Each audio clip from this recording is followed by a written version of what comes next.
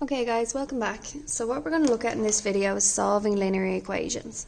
So a linear equation is when we have an equation that only has x's to the power of 1 in it. No x squareds, no x cubes. Okay? When we draw a linear equation on a graph, it looks like a straight line. And when we solve a linear equation, what we're finding is called the x-intercept, the point where the graph crosses the x-axis. Okay? Now to solve a linear equation, we just need to isolate y. We just need to isolate x. To be able to do this, I need to start off by multiplying out my brackets. So 3 by x gives me 3x, 3 by 5 gives me 15, 2 by x gives me 2x, and 2 by 1 gives me 2. This minus 3x here isn't in a bracket, so I'm just going to leave them as minus 3x is equal to 22. Now I'm going to add my like terms. So I have 3x and 2x is 5x, minus 3x gives me... minus 3x gives me 2x again. So I have 2x, because again my 3x and my minus 3x actually cancel. So we just have 2x. We have 15 plus 2, which gives me 17, equals to 22. Then we want to get letters on one side and numbers on the other. So I look at the left hand side and I see which one doesn't have a letter, which is the 17. And to get rid of plus 17, I need to minus 17. If I do it to one side, do it to the other. Okay, so now I get 2x is equal to 22 minus 17 gives me 5. Divide both sides by 2 because 2x really means 2 times x, and the opposite of times is divide. So I'm going to divide both sides here by 2. So I get x is equal to 5 over 2. And that's my final answer.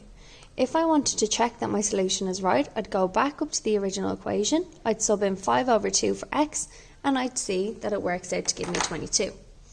Now guys, for the next example, we're going to look at solving equations when there's fractions involved. So again, we're only looking at linear equations here, but this time there's a fraction. In order to solve an equation when there's fractions involved, we have 5, 20 and 4 at the bottom. So I know my lowest common multiple of 5, 20 and 4 is 20. So I'm going to take each term in the equation and multiply it by 20 to try and get rid of my fractions. So I'd see 5 goes into 20 4 times.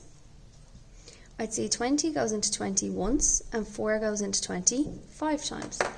So that means I now actually have 4 times 2x minus 3 plus 1 times 1 plus 5 equals, 5 times t minus 1. Now it's very important guys that you times every term by 20 because you have to make sure that what you do to one term, you do to them all. So now I just multiply out my brackets like I did in the last example.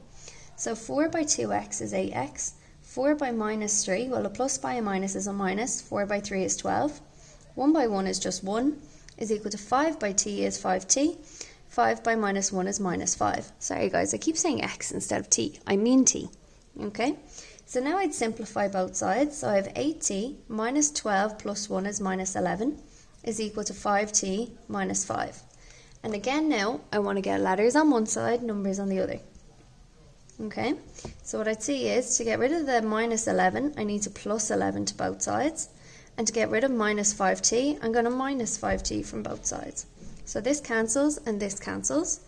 8t take away 5t is 3t. 11 minus 5 gives me 6. My final thing is 3t is really 3 times t. So again, I'm going to divide both sides by 3. Divide by 3. So t is equal to 2. Okay?